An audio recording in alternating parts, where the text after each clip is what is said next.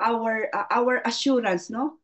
Tayo mismo, no, hindi lamang yung mga taong nakaririnig, tayo mismo ay nakatitiyak na tayo nga po ay ligtas. Tayo nga po ay walang pasubali. So ito po ang aking si-share ngayon, the marks or the 7 signs of a saved person. Marami pong iba pang mga marks or signs para tayo po ay makatiyak na tayo nga po ay ligtas na. Pero pito po rito ay aking sasabihin upang tayo po na nais magpagamit sa Panginoon, no? Tayo mismo kapag tayo po ay lalabas, kapag tayo po kuminsan ay pinuputakti ng mga problema, no? At kung minsan it affects our faith, meron po tayong kasiguraduhan na hindi lamang po tayo nagdidepende sa feelings natin na because this is what we feel, yan ang totoo sa buhay natin. Kundi ayon po sa salita ng Diyos, nakatitiyak po tayo nga po ay ligtas. 7 signs of a saved person. Ito po ay bahagi po ng Salvation Series. Ito po ay lesson 7 na akin pong hinango.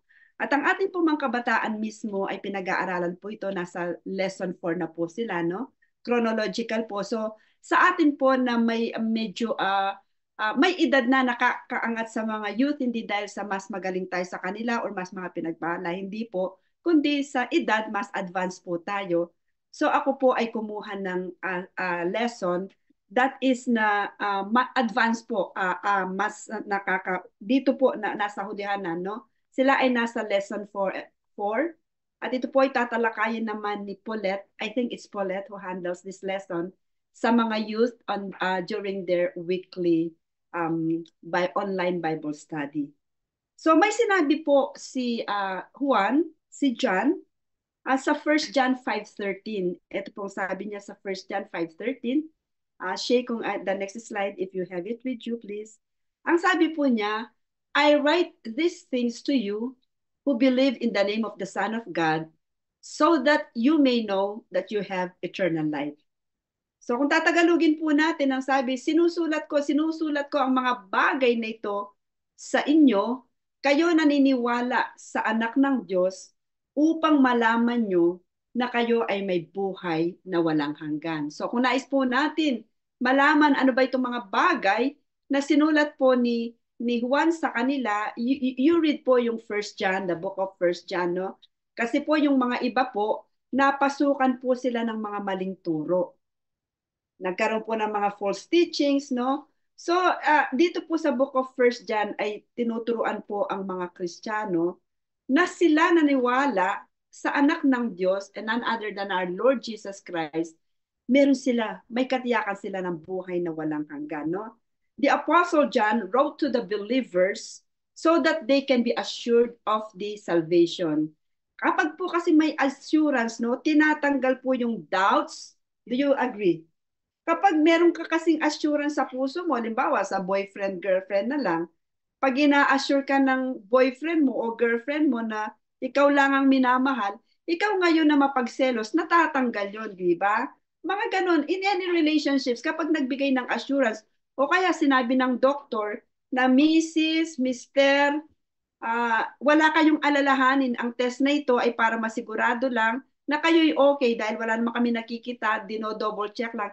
Ikaw ngayon na parang natatakot kung ano man ang meron ka sa katawan mo, nagkakaroon ka ng assurance, so mawawala yung doubts and fears. Gayon din po tayo, no?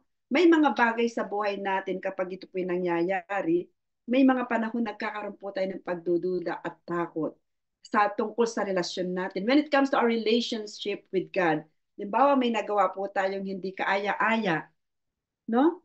Kung minsan, nag-iisip tayo, mahal pa kaya ako ng Diyos?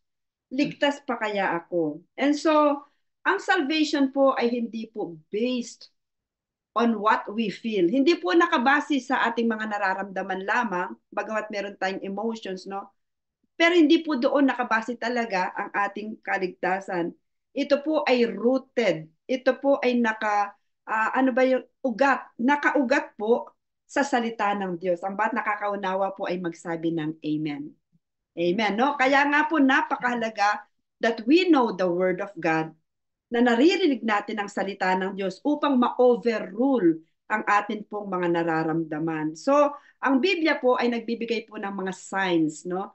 mga marka, no, ng isang tunay na ligtas na tao. Nais niyo po bang magkaroon kayo ng katiyakan? Sino po rito ang nais magkaroon ng katiyakan? Pakitaas po ang inyong kamay, mag-heart emoji naman po kayo. Kayong nandyan, no? Sino po ba, no? Kung sakali pong merong alinlangan, no? Ito pong mga signs na ito na aking babanggitin, no?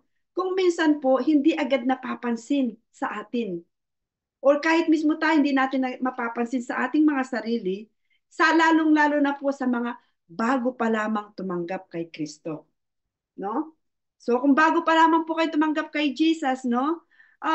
Ito po ay hindi agad mapapansin. Pero sa mga matagal na kay Kristo at talaga pong nagpapakailalim sa salita ng Diyos, ito po yung mapapansin nyo. So ang una pong senyales, the first mark, the first sign na ang isang tao ay tunay na naligtas ay ito po, the Holy Spirit.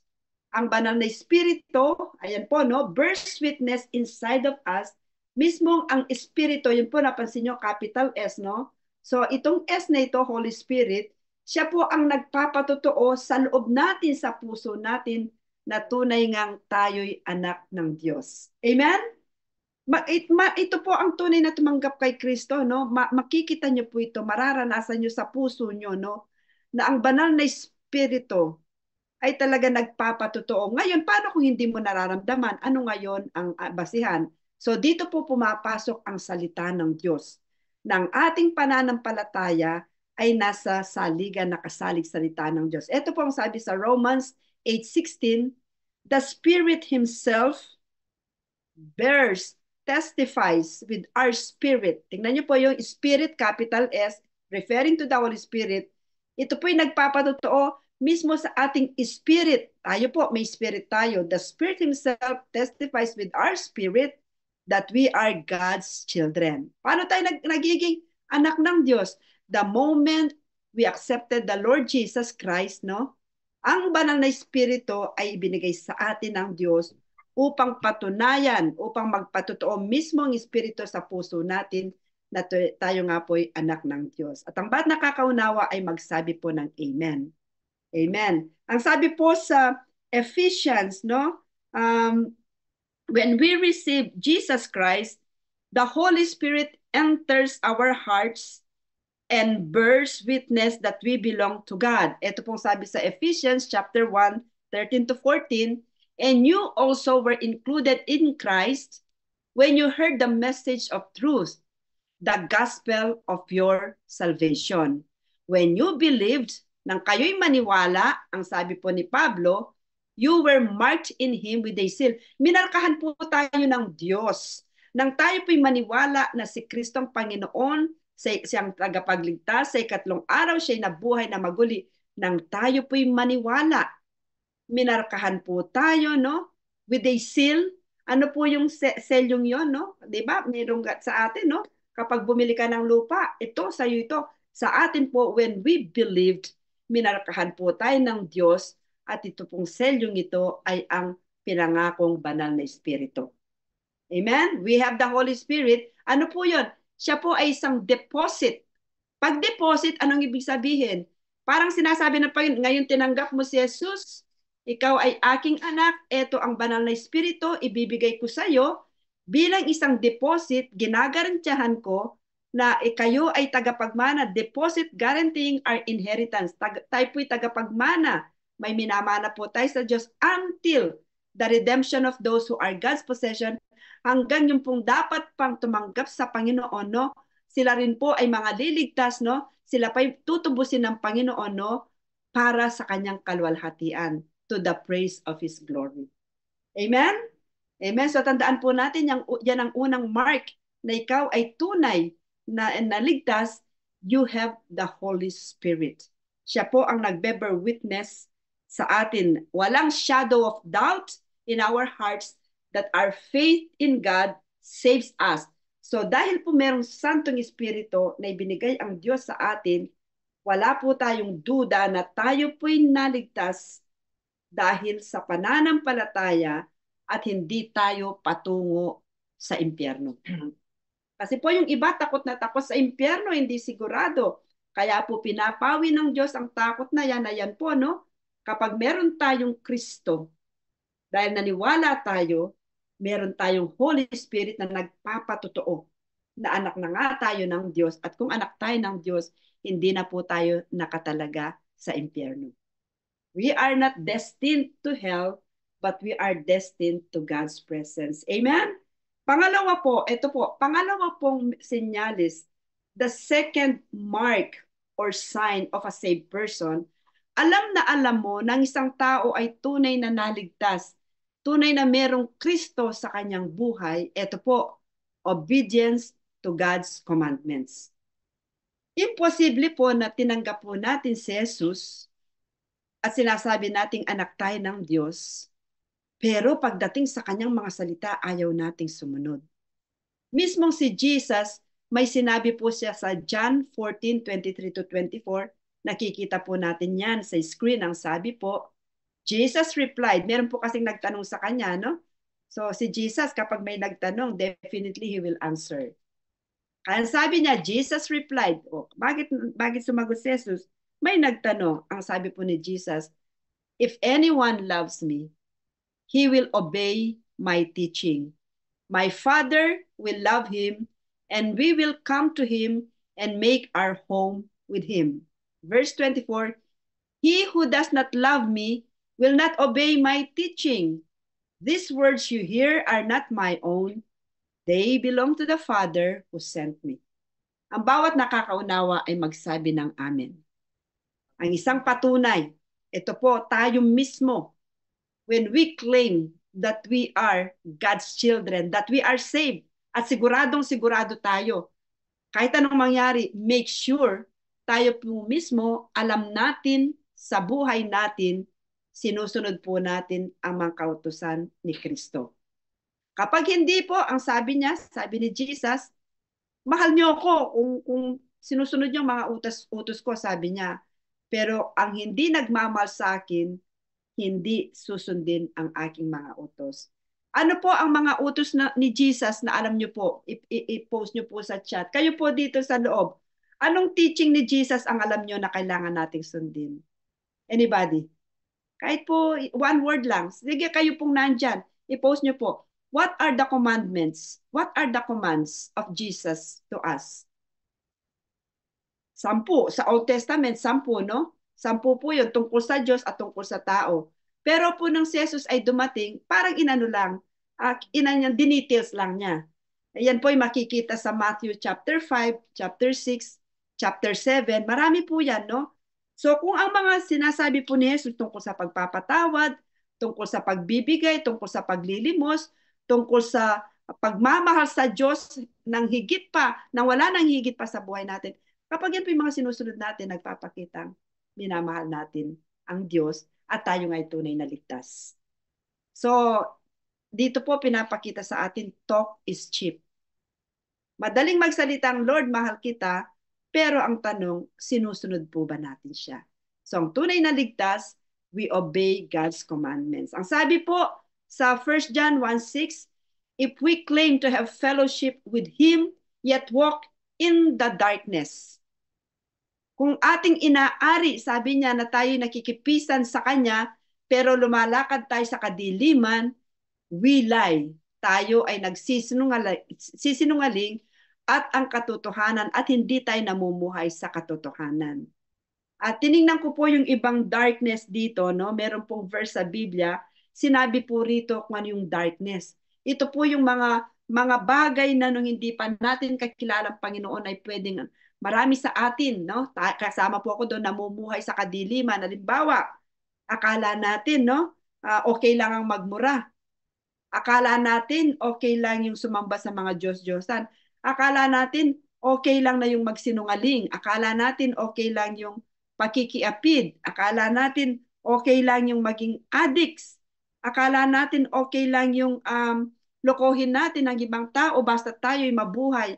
Akala natin okay lang yung kahit hindi na tayo magsimba at maglingkod sa Diyos, okay na basta't wala tayong ginagawang masama. These are darkness, immorality, marami pong sinasabi, no? Pero nang makilala po natin ang Panginoon, mula sa kadiliman, tayo po ay kanyang hinango papunta sa kingdom of light. Amen? Amen? Kaya po, kapag tayo po ay tumanggap kay Kristo, hindi na po tayo pwedeng mamuhay sa nakaraan. Hindi na po tayo maaring mamuhay pa sa ating mga nakalipas, mga karanasang dati ng sige-sige, bara-bara, basta ako, mamumuhay akong nag-iisa, gusto ko ito, itong gusto ko, ako. Pag tayo po ay meron ng Kristo at sinasabi natin tayo ngay ligtas, pero nakikipisan pa rin po tayo at ginagawa pa rin natin ang ating mga ginagawa ng tayo nasa lumang pagkatao. Ang sabi po ng 1 John 1:6, if we claim to have fellowship with Him, yet we walk in the darkness, tayo nagsisinungaling at hindi tayo namumuhay sa katotohanan. Amen? Meron po noon, nag-isang Kristiyano sa Pilipinas, sila po ay pa-practice po ng witchcraft, namana pa sa lolo't lola. Pero na maging Kristiyano po sila, ang ilan sa kanila, itinapon na yun.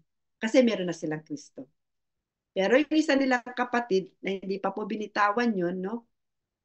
Nag-manifest po yung enemy.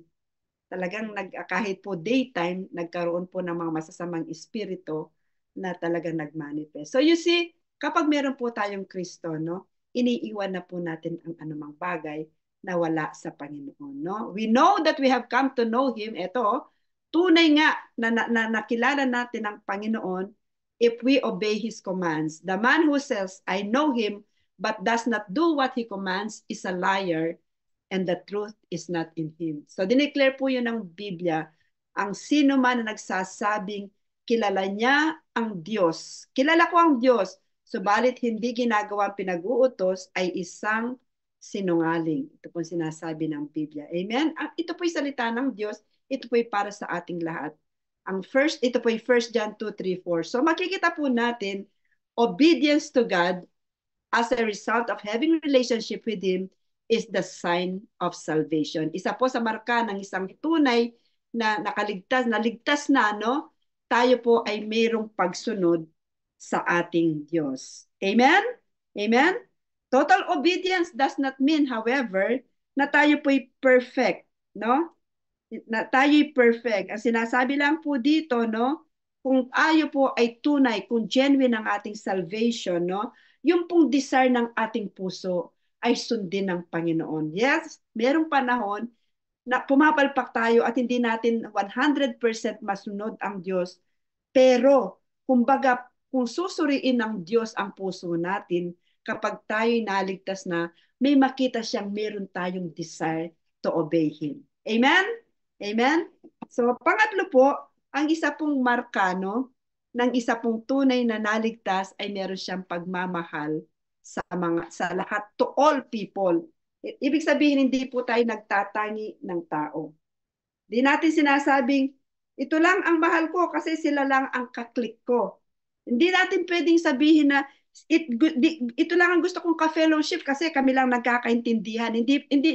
Sa isa pong tunay na mananampalataya at ito po ay kailangang i-check natin ang ating mga sarili kapag tayo po ay pumipili ng pwede nating makasama, especially sa church na alam nating lahat naman may diferensya tayong lahat.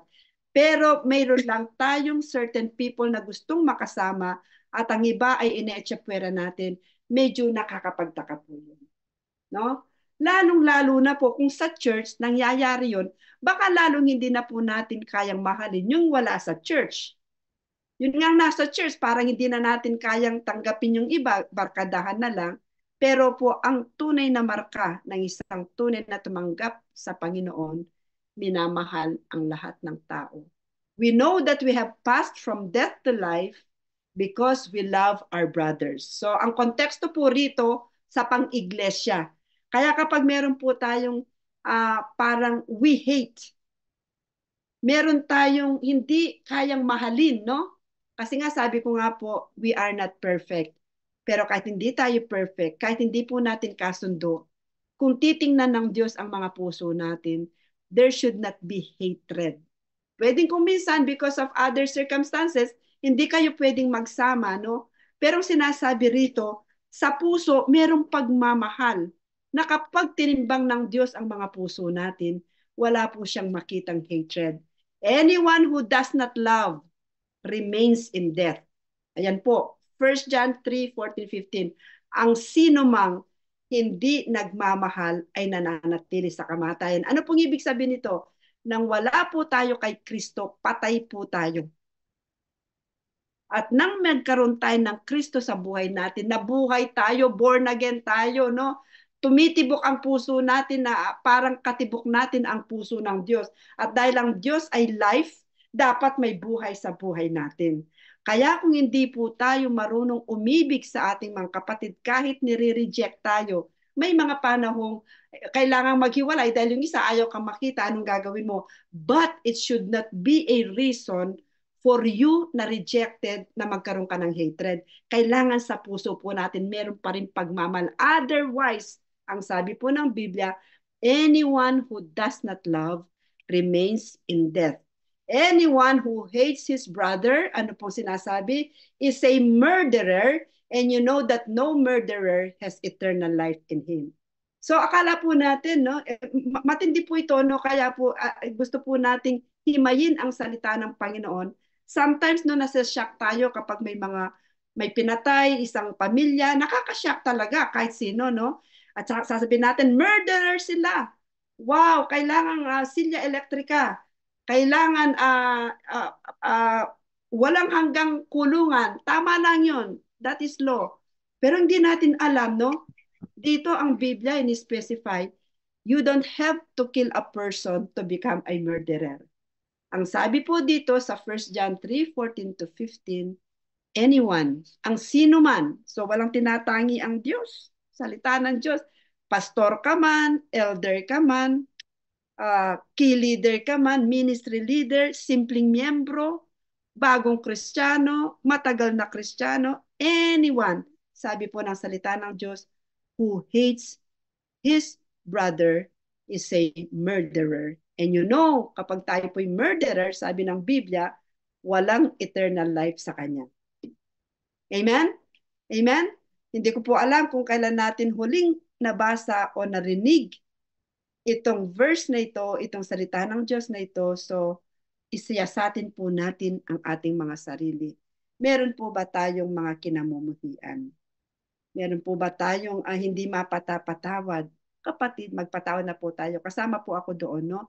Katulad ng sinasabi ko, there are times pwedeng ang mga nagkaaway ay hindi na magkasundo, pwedeng magsama, pero maghiwalay ng maayos at talagang wala na dito nakikimkimin kasi nga po, if we do that, nandyan pong salita ng Diyos, anyone who hates his brother is a murderer, and you know that no murderer has eternal life in him. Ang bawat nakakaunawa po ay magsabi ng amen kahit matalim po ang salita ng Diyos. Amen? Amen, no? Sa inyo po, mag-heart emoji naman po kayo. Natatakot na tuloy ako mag-proceed sa tinuturo ko. Mukhang tahimik dyan, no? Ayan po, no? Ayan po. So please, no, this is the word of God. Ang sabi po sa Luke chapter 6 verse 27, kapag tayo daw po, no, the passage says that love for others, including enemies, indicates that we are saved. Nabasa ko na po. We can now do the command of Jesus to do good to those who hate us. Tayo daw po ay gumawa ng mabuti sa mga na mumuhi sa atin. Ang sabi po sa Luke chapter 6 verse 27, but to you who are listening, I say, love your enemies, do good to those who hate you. Mahalin ang mga kaaway, gumawa ng mabuti sa mga hate, may hate sa inyo. So sa atin po, ang una po nating pwedeng gawin, yan po, yun po ang sasabihin talaga, nakita ko po yung sign kay Pastor Joel. Did you know, one of the best things that you can do for those who hate you is to pray for them. Sometimes kasi kahit gusto mong gawa ng mabuti harapan, kung ayaw kang makaharap, mahirap, no? Baka magbatuhan lang mahirap. But the best thing, kahit hindi alam po ng mga nasusuklam sa inyo kung meron man po, no, is to pray for them. Kasi when you pray for them, you will really pray according to God's word. At kapag ito'y according to God's word, the Lord will hear your prayer. Sabi po sa 1 John chapter 4, 7-8, dear friends, let us love one another, for love comes from God. Everyone who loves has been born of God and knows God. Amen? Whoever does not love does not know God because God is love. Ito po ay self-explanatory. At pang-apat po, anong oras na ba? No? Ayoko pong, it's 8:45. No? Matapos ko po sana hanggang 9. Ano? Ang sabi po, pang-apat po na tayo po ay tunay, no? Na tayo po ay saved, consistent growth in Christ. Mahalaga po ito. Na tayo po, kung tayo po ay talagang merong Kristo, makakitaan po tayo na tayo ay lumalago. Ang sabi ko po sa ibaba, a slow but consistent growth in God is a sign of our everlasting life. May mga mabagal po sa paglago sa pananampalataya. It takes many years, no? But still, kahit na slow, consistent, lumalago, nagmamature, no? Yung pananampalataya, yung sabi nga sa 1 Peter 2:2, kapag tayo po'y bago kay Kristo, katulad ng mga bagong ipinanganak na mga sanggol, crave pure spiritual milk, so that by it, you may grow up in your salvation. Alam niyo po ba yung pure spiritual milk? Ang mga bata, kapag ipinanganak, kailangan talagang gatas ang ipainom mo.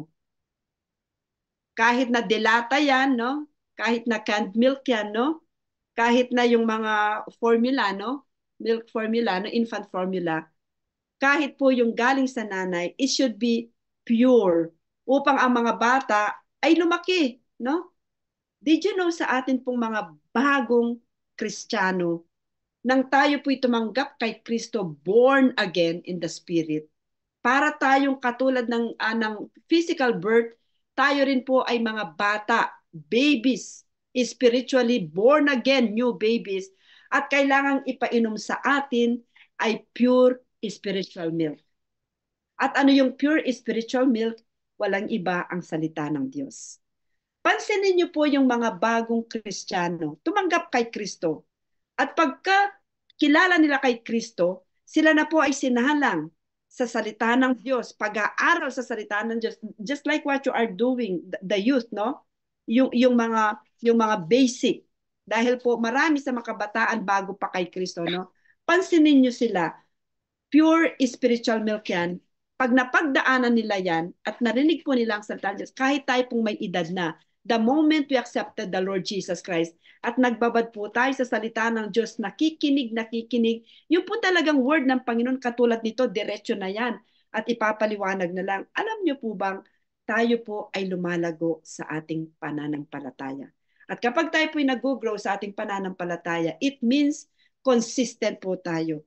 Parang ang mga batang ipinanganak na sanggol, imposibleng 16 years old na, sila pa'y nakalampin at nakadiapers, tayo po'y magtataka noon. Bakit ganon? Parang abnormal ang aking ipinanganak, 16 years old na, nakadiaper pa. Kahit po sa ating mga Kristiyano, after 10 years, 7 years, wala pa tayong alam sa Biblia, matampuhin pa tayo, no? Tapos, no, alam mo yung instead na tayo magturo na sa iba, patuloy tayong tinuturuan at lagi tayong, lagi tayong inaaruga, something is wrong. Katulad ng sinabi ko po, even if it takes 15 years, 20 years, for as long as may nababago po sa atin, no? Kahit slow, no? Merong mabilis, merong slow, for as long as steady ang growth, consistent, yun po ay marka ng isang tunay na ligtas na tao. Amen? Consistency or consistent growth in Christ. No? Inuulit ko po, tayo po'y lumalago kay Kristo. Amen? Growth cannot be stopped among newborn babies. Physical growth indicates life. Spiritual growth is a sign that we are born in God's family. Amen. Panglima po, it's 8:49. Panglima po, meron pa po tayong 11 minutes. Ang isa pong tunay na naligtas, naririnig po niya ang tinig ng Diyos.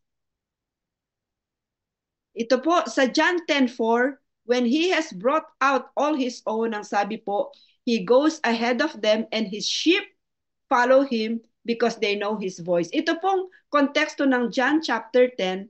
Si Jesus po kasi, nandoon ang mga Pharisees. na tunay pong napakagaling sa scriptures. Ang problema po, sa sobrang galing nila sa scriptures, dinaragdagan po kung anong sinasabi ng salita ng Diyos, pinahihigpit ang salita ng Diyos. Kaya po yung mga tao, naliligaw sila. Hindi po nila alam kung saan po sila pupunta. Kaya po si Jesus, inahintulad ang mga Pharisees, yung mga nag-aakay po ng mga Israelitas noon, nag-aakay po ng mga piniling bayan ng Panginoon, instead na akayin sila papunta sa Diyos, inilalayo po sila dahil nga po itong mga Pharisees na ito, iba po ang itinuturo. Kaya po sinabi ni Jesus, inihantulad niya ang kanyang sarili sa isang great shepherd.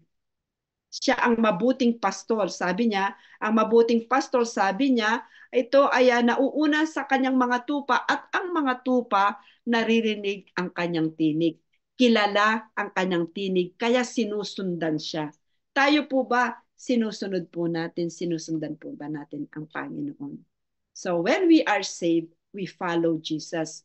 Sabi po sa 1 Corinthians chapter 2, 9, 10, however, as it is written, what no eye has seen, what no ear has heard, and what no human mind has conceived, the things God has prepared for those who love Him, these are the things God has revealed to us by Spirit.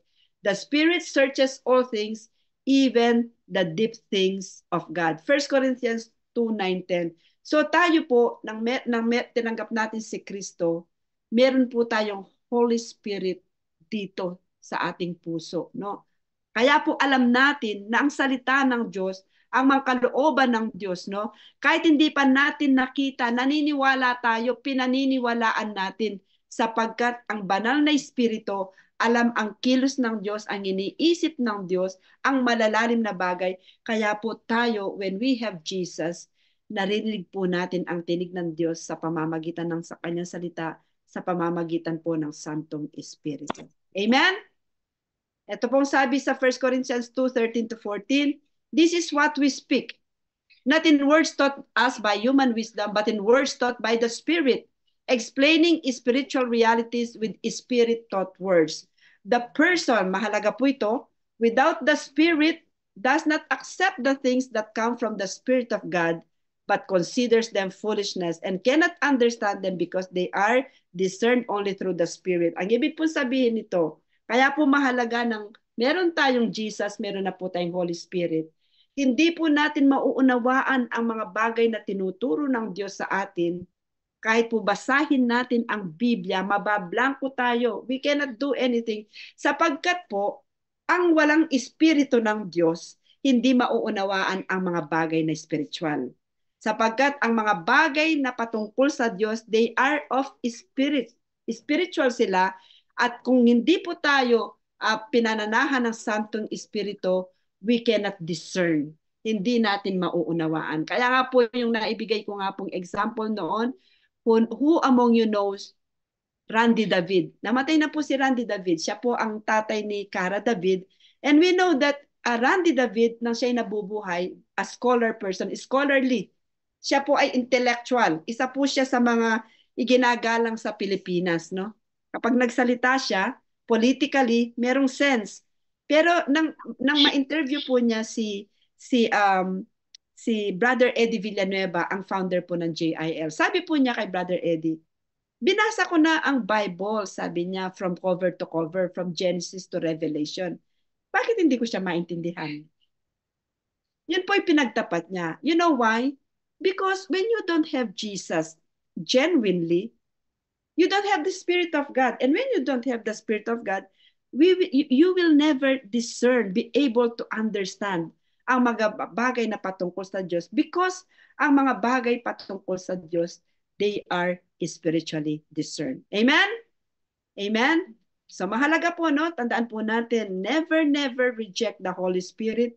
We embrace the Holy Spirit for He is the one who leads us and guides us unto all truth. Amen? Yan po sinasabi po, no? Sa Biblia, the Spirit of God guides us unto all truth. And for those who are led by the Spirit of God are the children of God. Ang lahat po ng pinangungunahan ng Espiritu ng Diyos ay mga anak ng Diyos. Ang bawat nakakaunawa ay magsabi po ng Amen. At pang-anim po, no, service to God. Ang isang ang isa pong naligtas, no? Alam ko, 4 minutes na lang, Sister Sheena, alam ko magpo-post ka na it's 9 o'clock na po at ako po'y magpapaalam na. Parang, di ba, Sister Sheena? Siyempre, buntis po si Sister Sheena, no? Ayun, Sister Sheena, pinangunahan na kita kasi lagi, di ba? 9 o'clock na po, maganda po ang turo, pero papaalam na po ako. So, ito po, no, paglilingkod sa Diyos. Kapag tayo po ay tumanggap sa Panginoon, hindi pwedeng hindi tayo maglilingkod. Siyempre, sa una, uh, exempted tayo. Siyempre, bago pa lang tayo, hindi pa natin alam ano pang gagawin. Kaya kailangan talagang pagtuturo. Alalayan tayo, no? Pero kapag medyo po matagal na tayo, kailangan po makakitaan po tayo ng paglilingkod sa Diyos. Kaya nga po, ang Panginoon nagbigay po ng mga gifts, no? Kaya po, ilang weeks na, binibigyan ko po ng form yung mga gustong makadiscover sa mga gifts nila para po igabayan kayo how to exercise your gifts. Baka may gift po kayo sa compassion, sa mercy, sa exhortation, sa prophecy, sa administration, sa leadership, right? Ano pa ba yun? Sa giving, marami po sa service. Ito, and you will again see the distinction between the righteous and the wicked, between those who serve God and those who do not. Darating ang panahon, makikita raw po ang naglilingkod at hindi naglilingkod. No? Malakay 3:18. For it is by grace you have been saved through faith, and this is not from yourselves. It is the gift of God, not by works, so that no one can boast. For we are God's handiwork. Craftsmanship, yan, no? Created in Christ Jesus to do good works. Tayo po ay nilikha, no? Kasama ni Kristo, no? Tayo po talaga ay tinalaga upang gumawa ng mabubuting bagay which God prepared in advance for us to do. In advance, meron na po tayong makanya-kanyang assignments. We must discover these assignments in the service to God. For whoever wants to save his life will lose it, but whoever loses his life for me and for the gospel will save it. Mahalaga po ito. Mark 8:35. Ito po ang isa sa common work natin na service natin sa Panginoon, atin pong ibahagi ang mabuting balita. Please, no? At kapag tayo po'y nag-aatubili dahil tayo po'y nahihiya, baka tayo po'y mapahiya, para po nating sinisave yung buhay natin. And the more na sinisave natin ang buhay natin, no? Lalo po ito mawawala sa atin. Pero kung hahayaan po natin ang buhay natin, no, magpagamit sa Panginoon, at nakakatagpo po tayo ng buhay. Nagiging makabuluhan ang buhay natin. And last but not the least, no po, no? Amen, no? Our good works cannot save us, but those who are saved will do the will of God. Yan na po, no? Hindi tayo maliligtas ng mabuting gawa, pero kapag tayo naligtas, no, kailangan naman makakitaan tayo ng gumagawa ng mabuti, no? A Christian does not only have a relationship with Him, baka nandyan sa next. Ang isang Kristiyano ay hindi lamang nag-exist to have a relationship with Him or with God, but also is in service for Him so that the message of salvation will reach others. Again, I ask, did Israel not understand? First, Moses says, I will make you envious by those who are not a nation. I will make you angry by a nation that has no understanding. Alam niyo po, kahit ang Israel, kailangan niyang i-share ang gospel dahil yung mga nation na hindi dapat maging nation, dinasabi po dito, magseselos ang Israel. Bakit sila mismo ibinabahagi ang mabuting balita? Tayo po yun. Iniinggit po natin ang Israel spiritually sapagkat ito po ang sabi ng Diyos, I will make you envious. Papapagselos ko kayo, sabi niya gano'n. Makikita niyo yung mga bansang hindi ko tinawag, pero sila, yung mga Gentiles, tayo po yan. No? At panghuli po, no? Ito po, no? Panghuli, Sister Sheena, 1 minuto na lang. Ito, pang-7 na, ang isa pong tunay, naku, mag-extend ka ng 1 minute, 2 minutes tapos na ito. Ang isang tunay na tumanggap sa Panginoon, siya po ay mayroong puso para sa mga nangangailangan. Ang bawat nakakaunawa ay magsabi po ng Amen. Meron pong isang relihiyon na katanggap-tanggap sa Diyos. Though we are not saved by our religion, but this is a kind of religion na walang pangalan, pero ito po ay dinescribe. Ito po, religion that God our Father accepts as pure and faultless is this. Meron palang relihiyon na katanggap-tanggap sa Diyos, sa ating amang nasa langit, na walang bahid ng anumang no flaw. Ito'y faultless, no? Ito po ito. to look after orphans and widows in their distress, and to keep oneself from being polluted by the world. Alam na natin yon, no? Sinimplify ang gospel, ang tunay na tumanggap kay Kristo. Tumutulong sa mga nangangailangan. Hindi lang yon, hindi sapat yon. Ang sarili ay pinapanatiling hindi polluted ng mundo. At pag sinabi natin hindi polluted ng mundo, babalik tayo doon sa unang sinabi, we no longer walk in darkness. All kinds of works of darkness, pangangalunya, pagsisinungaling, no? Pagpatay, murderer, kasama na doon yung hatreds to our brothers, no? Hindi na po tayo dyan tinawag ng Panginoon. Kaya hindi natin pwedeng ipagmalaki na, kaya nga po ito faultless. Kaya sinabing ito'y religion na faultless at acceptable kasi hindi lang pagtulong. Tumulong nga tayo sa orphans and widows in their distress, pero polluted naman ang buhay natin sa world, compromise tayo, hindi po yan acceptable sa Panginoon. No? Kung gusto natin yung pure religion, no? Hindi nga tayo polluted ng world. Talagang napakalinis natin kahit saan tayo tingnan. Pero pag nakita natin ng mga nangangailangan, tikom ang ating palad, wala po talaga. So, again, sinasabi ko po, when we read the Word of God, we must read it in its entirety para po nauunawaan natin. Amen? Amen? Amen? So, meron pa bang slide dyan? Sister Sheena, ayun, wala pa, no? A helpful heart, yan. Ito na po, isulat nyo po ito, please. Ito po ngayon, no? At dito po itutuloy natin sa loob. Ito po bang 7 signs na ito na atin pong pinag-aralan ngayon? Ito po ba ay evident na sa inyong mga buhay? At kung hindi man po, alin po dyan ang medyo kulang pa? Sige po, i-post nyo po. Dito naman, pag-uusapan natin, no? Yan po ang unang tanong, no? Evident na po ba sa inyo ang 7 yan? Or may kulang pa? Kung may kulang pa, paki-post po, no? Walang judgmental dito, ha? Baka may nag-post, Pastora, hindi pa po ako tumutulong sa mga nangangailangan. Pag nabasa natin, wag nating i-judge si kapatid na po. Wag, no judgmental po dito. Para masaya lang po tayong lahat. No? Lahat po tayo nag-grow pa sa Panginoon. Pangalawa, are you experiencing constant spiritual growth? Kayo po ba ay hindi stagnant? Hindi po ba kayo nababansot? Wala po bang nababansot sa ating growth? Why or why not? So paki-answer po, no? Pagkatapos, ang pangatlong tanong, ano sa paglagay nyo, bakit mahalaga ang spiritual growth? Ang faith po ba ay magi-increase kung walang good works? So, alin man sa mga tanong na yan, no?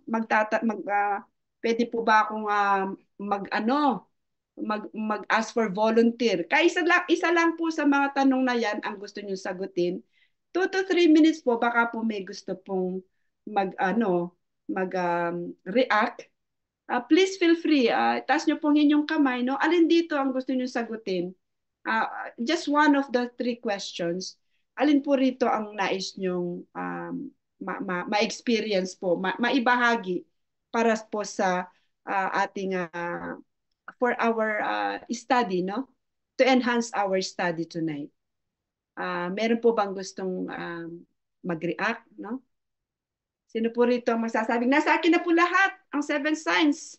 Sigurado po ako, ligtas po ako. O kaya, Pastora, isa pa lang dyan ang meron ako. O Pastora, 3 pa lang. O sino po? O kaya, yung pong spiritual growth nyo, masasabi nyo po bang nagpapatuloy, tuloy-tuloy? O kuminsan, tuloy-tuloy, tuloy-tigil, tuloy-tigil. Pastora, consistent pa rin. Kasi tuloy-tigil, tuloy-tigil. No? Ano po ang inyong masasabi? Or do I need ayun, Sister Sheena, hindi ka pa nagpapaalam. Magsalita ka, 1 minuto, 2 minuto. Hello po. Good evening po. Sige po. Sagutin ko yung the 7 signs of a saved person. I think medyo doon po tayo. Siguro po, I'm a work in progress doon sa total obedience. Kasi marami pa pong, minsan, meron pa po tayo hindi talaga nasusunod. But it doesn't mean na failure tayo. Di ba po ba? Kasi talagang work in progress. At pinipilit na magkaroon ng constant spiritual growth. Ako po, I think, meron naman po. Hindi ko po masasabing 100% constant spiritual growth, but I believe it's progressing. Kung halimbawa, nung last year, 60%, siguro ngayon 65% when it comes to spiritual growth. Kasi parang the way I face my challenges and temptations last year, it's really different the way I face it right now. Kasi kumbaga may growth na po, lalo na sa meditation ng God's Word kapag may mga temptations. Parang noon, more on dependent ka pa rin sa skills mo or sa knowledge mo. Ngayon talagang total surrender when it comes to challenges sa buhay. And ako po yung naniniwala na napaka-importante ng spiritual growth. Kung tayo nga po ay nagpapalakas ng katawan, nagpapaganda ng katawan, nag-gym, ang dami natin ginagawa for physical growth and improvement. Or marami tayong binabasang books and nakikinig tayo sa maraming speakers para mag-improve ang ating mind. How much more yung spiritual growth? Kailangan po natin yan. And I believe, ang kaantabay po niyan yung kapag tayo may spiritual growth, nakikita rin sa mga gawa natin. May prutas talaga. Ang growth, nakikita rin yung progress po sa atin. So, yun lamang po. And salamat po, Pastora. Amen. Salamat po, Sister Sheena, no? Sa inyo pong insights na senior sa amin. Tatawag pa po ako dito naman sa loob, no? So, pagkatapos sa loob dito naman, hanggang mga ilang minuto lang tayo mag-extend. So, tinatawagan ko po sa harap dito naman. Ay, wala nang tumitingin sa akin. O, si Grace, Grace, halika dito. Harap ka dito at ano ang masasabi mo? Any questions? Any one of those questions? 1 or 2 minutes. Ayun, okay. Hello po. I think yung third point po, why is spiritual growth important? Will faith increase without good works? Spiritual growth is important kasi nga po pinag-aaralan po namin na once you accept Jesus as your Lord and Savior, it doesn't mean na it ends there. Yung pinag-aaralan po namin, yung repentance, it's a daily choice and a choice that we do moment by moment. So our our position in Christ has changed. Before kasi nga we have iniquity, we are wicked people. Yun po yung sa lesson 1 ng salvation series namin. But once you accept Jesus, di ba po, nandun na po, siya na po yung righteousness natin.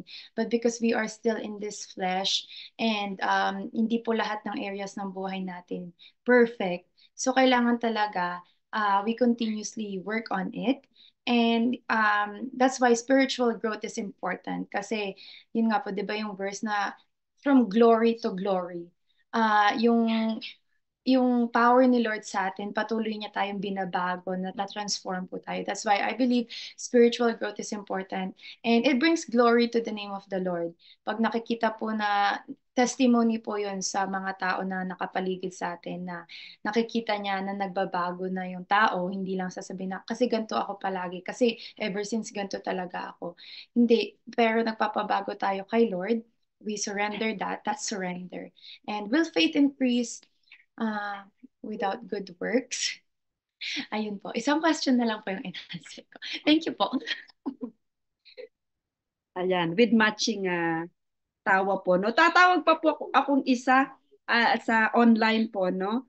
What about kung hindi po kayo nagtatrabaho, Sister Judilyn, would you like to share your insights naman po? One of those 3 questions na gusto niyo pong piliing sagutin, kung kayo po ay nahahandang sumagot, okay lang po. Okay lang po ba, Sister Judilyn? Ay, good evening po. Good evening po. Opo. Siguro po dun po sa are all the 7 signs of saved persons already evident in you which are lacking. Siguro po yung love to all people. Medyo guilty po ako dyan kasi meron po akong mga friends na minsan po hindi ko na po kinakausap kasi po medyo parang hindi po okay yung approach. Pero para hindi na lang po, umiiwas na lang po ako para hindi na lang din po mag-clash kami sa work. Usually sa work po siya. Pero because of this faith and then this fellowship, I still love my friends, my colleagues, but I'm trying po, pinagdadasal ko pa rin po kay God na maiwasan ko po yung hate. Kaya nagpe-pray pa din po ako, and then also to my husband, na kahit po na ang daming ginagawa sa akin kasalanan, I'm trying po na maging hindi po, yung pinagdadasal ko pa talaga, pastora, na maging okay po, yung mag-obey po ako kay God, para hindi na po, alam niyo po yun, yung parang hindi po siya magkaroon ng curse. Ganun po. Thank you po. Amen.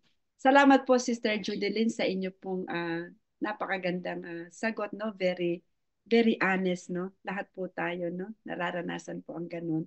Pero sa tulong at po at biyaya ng Panginoon, amen, yun nga po, no? Kumakapit at kumakapit tayo sa ating Diyos. Amen? At panghuli na lang po, at 2 minutes. Sister May, dito po kayo para makita naman po kayo ng ating mga minamahal na kapatid from different places in Canada, Philippines, and Singapore, no? Ito po, Sister May, ang isa po sa ating mga butihing elder. Pagkatapos po nito, we will go through closing prayer at hihilingin ko po kay Pastor Joel kung okay lang po na pangunahan po tayo sa closing prayer. Sister May?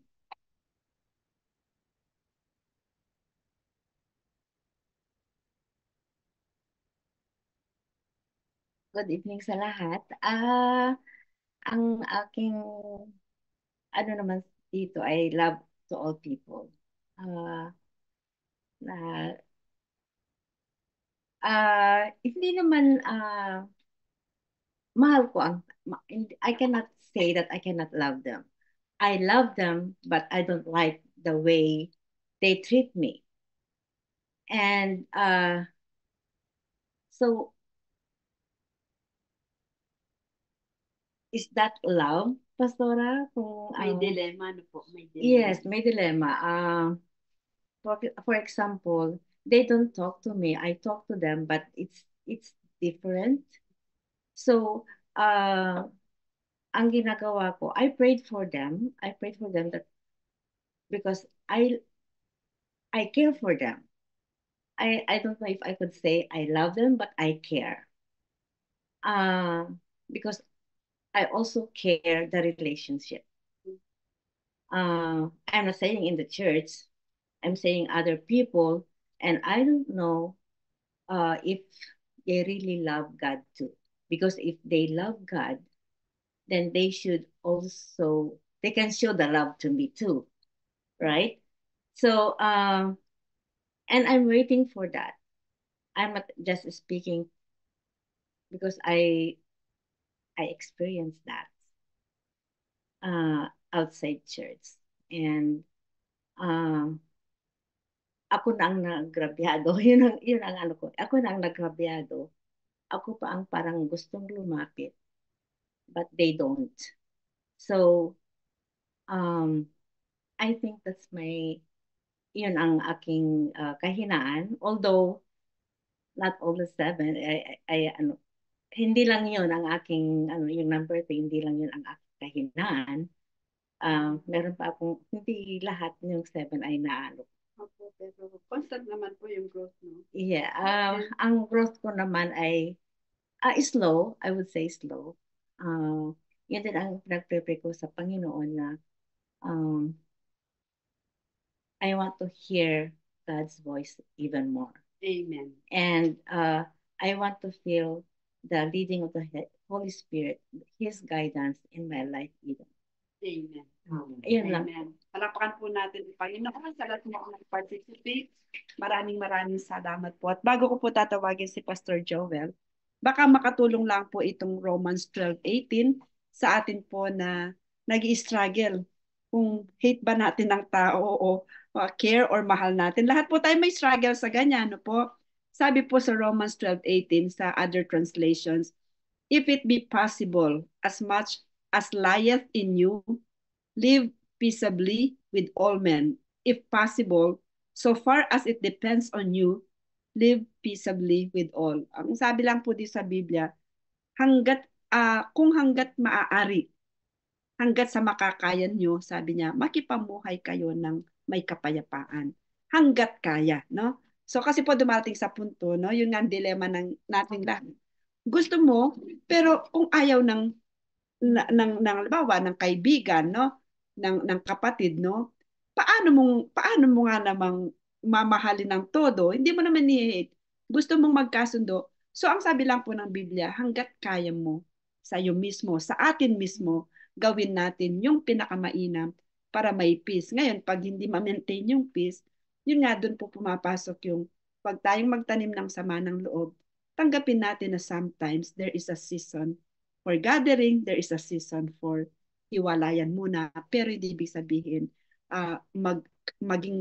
magsuklaman, no? Hate each other. Dahil lang sabi po ng Panginoon, babalik tayo sa kanyang salita.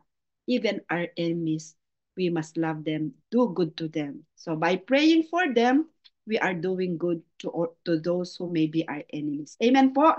So Pastor Joel, amen po, Pastor Joel. Please lead us in a closing prayer. Kung meron po kayong gustong comment, Pastor, feel free po. And then tayo po'y mananalangin. Pastor Joel, please. Sige po, just want to read yung yung John 15 verse 4 bago po tayo mag-pray.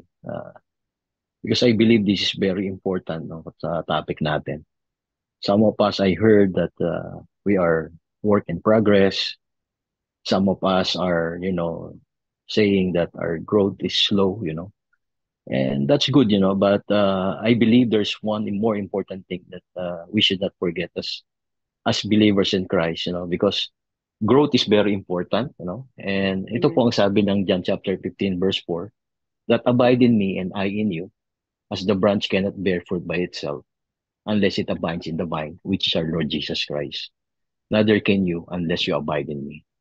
So the very thing that we need to do, for us to be able to grow in all that 7 aspect, maging evident yung fruit na tinatawag, mag-grow tayo spiritually, and we be able to love people, even though it's hard to love them, I believe the key is that we should always remain in Christ.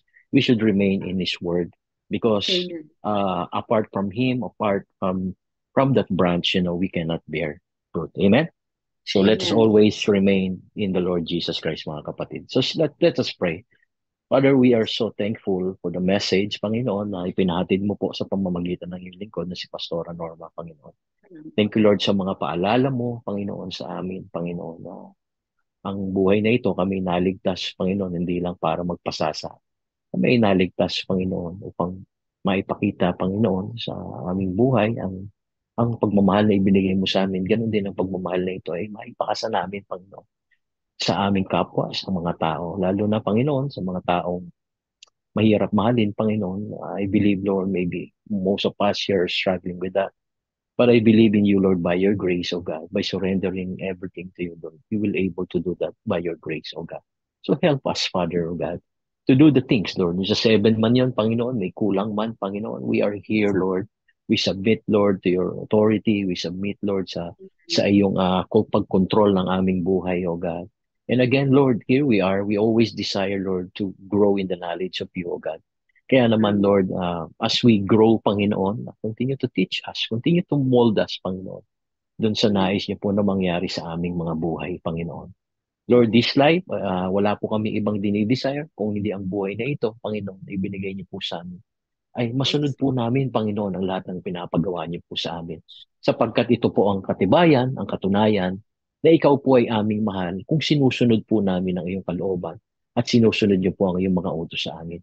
Kaya naman, Lord, sa paggawa po namin ito, ganun din, Lord, hayaan niyo, Panginoon, tulungan niyo kami. Kami po ay hindi bumitiw sa inyong, Panginoon, sa upang kami patuloy na magbuo. Tulungan niyo kami, Lord, sa kabila ng pagsubok, sa kabila ng mga hindi magandang pangyayari, kami manatili sa iyo, manatili sa iyong mga salita. Dahil katulad ng sinabi mo, Panginoon, ng isang sanga ay hindi mamumunga, Panginoon, ng prutas kung ito ay hindi nakakabit sa vine, Panginoon. At ikaw yun, Jesucristo. That's why, Lord, all the time, Lord, make us always connect to your presence, O God. Father, we thank you for this evening. We thank you for your word. We thank you for the moving of the Holy Spirit, Lord, among us today. Father, we thank you, and we would like to bring back, Lord, the glory, the honor, praises that you deserve. In this we pray, O God, in Jesus' name. Amen and amen. Amen and amen. Pastor, maraming salamat po for praying, no?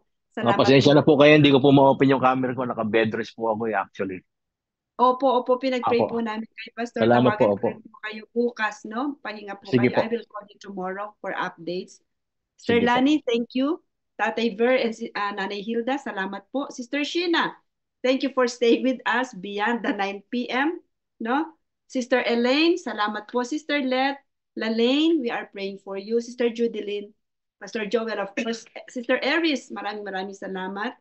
Brother Jen and Sister Jen, Sister Anna, and of course, Shay, our host for tonight, at ang ating pong mga kapatiran dito sa loob.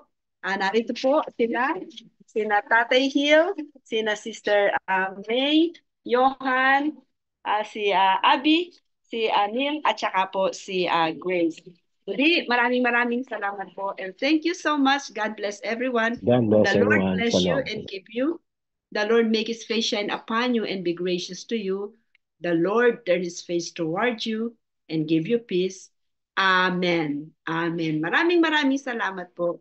God bless. Good evening, good afternoon, good night, good day. Ayan, buo na po siya. God bless po. God bless.